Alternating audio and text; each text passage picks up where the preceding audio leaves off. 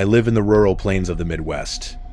Recently, I took a long-haul contract to drive from Nebraska to Utah, and I figured it would take a couple of days to transport the heavy machinery out there to the new mining site. I didn't have a partner to switch shifts with to drive the rig, let alone a convoy to travel with.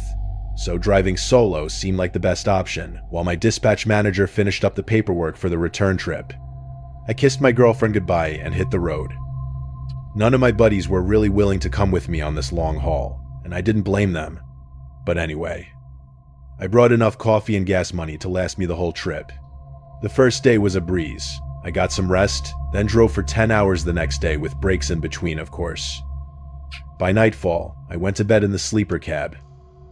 Sleeping in a vibrating truck at a rest stop isn't exactly the easiest thing to do, so I was up for hours rolling around on my sides, trying to find a comfortable position, trying to press my head firmly enough into the mattress, thinking it would hide the unbearable feeling of the engine idling beneath the metal frame. Eventually, I heard sounds coming from above my head that I could best describe as heavy scrapes, and it sounded like someone crawling on my trailer. I couldn't tell yet, with a massive diesel rig cooling down in the cold air. Random sounds like pings and scrapes are going to be made, but these scrapes were coming so rapidly and consistently. I started to get sick, with the thought that someone out this far could be trying to hijack my cargo. I had to get out and look, but I wanted to be quiet, so I opened the cab door very slowly. But before I could even open it all the way, I heard a loud crunch in the gravel. It sounded to me like someone or something jumped off the roof onto the ground. I was honestly scared I wasn't alone, even though it made no sense to me. I didn't want to go outside. I felt I should move the truck away from whoever or whatever was out there in the lot. So I climbed into the driver's seat and engaged the gears. I gave the truck some throttle and got myself the hell away from there immediately. I heard my tires bump into something on the asphalt. Not something heavy enough to cause any kind of damage, but heavy enough to hear it and slightly feel the suspension rock. I didn't see what it was because, to be honest, I wasn't paying attention to whatever was out in the lot. Plus, the high beams weren't on anyway. I drove for a few hours in the deep night because I was wide awake anyway. When I started to get tired, I pulled onto a lonely shoulder and went back to the bunk. Emphasis on the word bunk, not sleep, because even though I felt tired, I was still having trouble relaxing. I figure half an hour passed, and I started hearing more scrapes. This time, the scrapes seemed louder and more metallic for some reason. In a split second, my heart started racing again. The scrapes were consistent and deliberate sounding. Again. No way, it was just engine noises. I felt like I was being hunted by someone. I couldn't just sit there and hide in the sleeper like this all night. I had to summon up the courage to go outside again, but when I checked the mirrors, there was no one on the entire rig. Was it my imagination? Were these sounds really just coming from the cargo shifting? I decided that must have been the case, and once again went back inside the sleeper to rest. I lay there extremely silent now, trying to listen for any little noise. And when I did this, I heard something. I knew I did. It wasn't the sound of scraping or anything like that. I had to perk up my ears to really pay attention. And I figured out what I was hearing. It wasn't the sound of the wind outside or the traffic passing by. It was the sound of someone wheezing. It was not the sound of my breathing, but someone else's. It was coming from inside the cab, of course. I panicked, but I tried to maintain composure so as not to make it obvious. I got out from the bunk, crawled into the front seat, and locked myself in the driver's side. I intended on driving until I could find a state trooper station by the highway.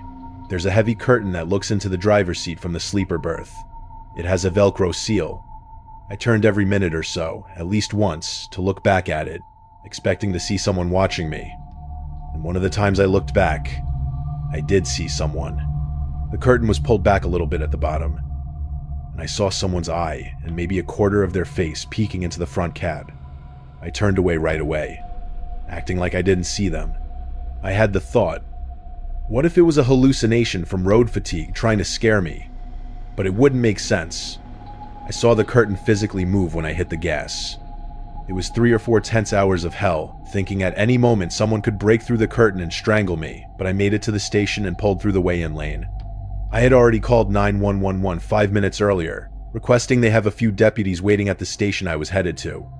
It was still dark out, but I saw lights flashing at the scale house, and I couldn't have been more excited to get there. When I stopped the truck next to the booth, I fell out from the driver's door, screaming at the officers to help, pointing at the sleeper curtain. The two officers went into the cab with their hands on their holsters, and 10 seconds later, I heard them yelling, "Clear!" They pulled out absolutely nothing. The cab was empty. The officers searched under the mattress and in the storage bins. They found the rear skylight hatch unlatched and swinging open in the wind. Whoever it was had climbed out onto the moving trailer and jumped off while I was doing 60 on the interstate. The police questioned me, but they never found a body on the road miles back or any sign of who it was. But thinking back, when I heard wheezing in my cab, it's likely he was wedged in the upper storage shelf right above my head, and that's the most horrifying thought imaginable. By then, I was done and refused to drive another mile. By late morning, I quit the trucking line, and my nightmarish haul was over.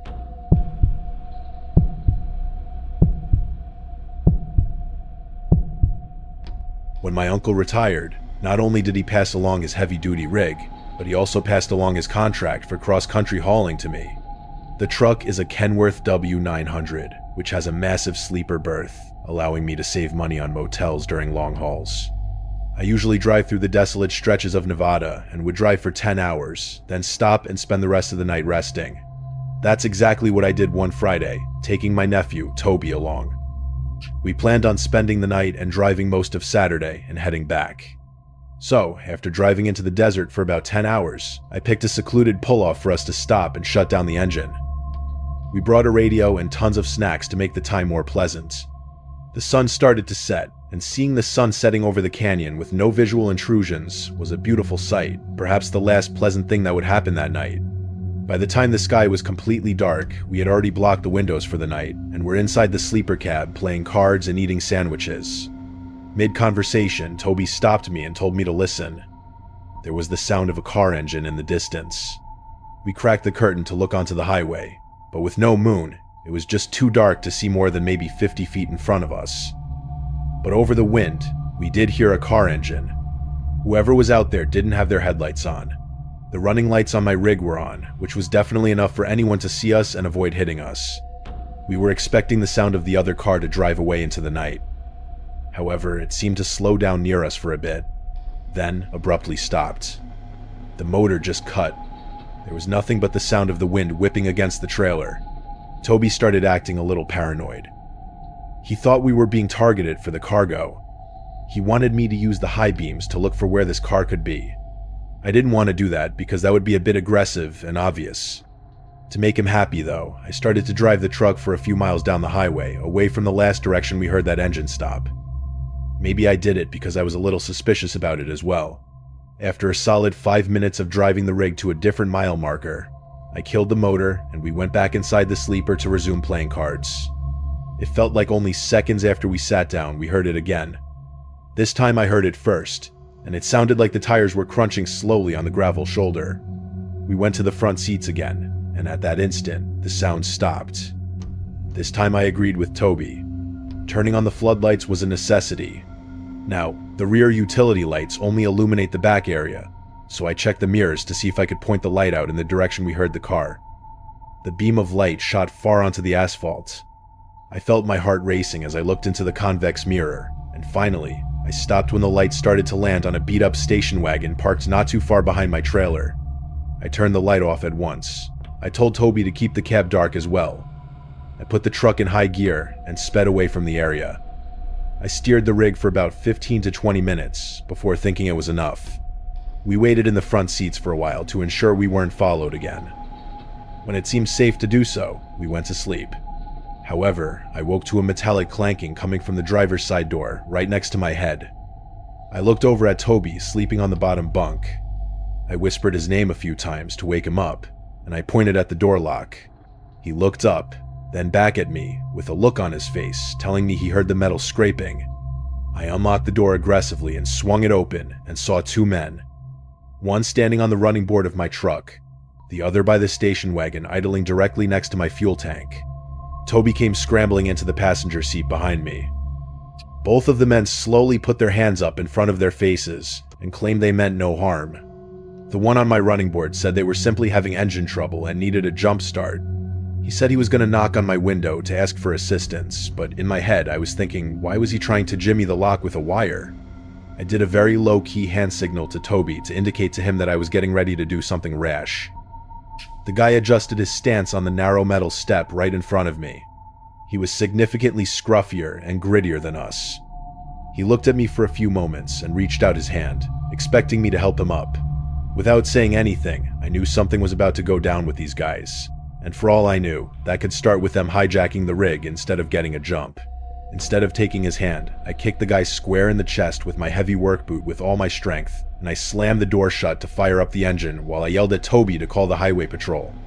The guy tumbled backward onto the hard pavement, and his friend scrambled to drag him out of the way of my tires. We were able to lose them on the interstate for good this time. I didn't stop though. I kept going the full 3 hours straight to the nearest way station. We parked in the well-lit lot with the troopers that night. The next morning, we filed a report and drove home. Strange things can happen on the highway in the dark, but I never anticipated anything like that. I don't know what those guys were planning on doing to us or my cargo, but considering they had been making a point of tailing us with their lights off, I know it was nothing good.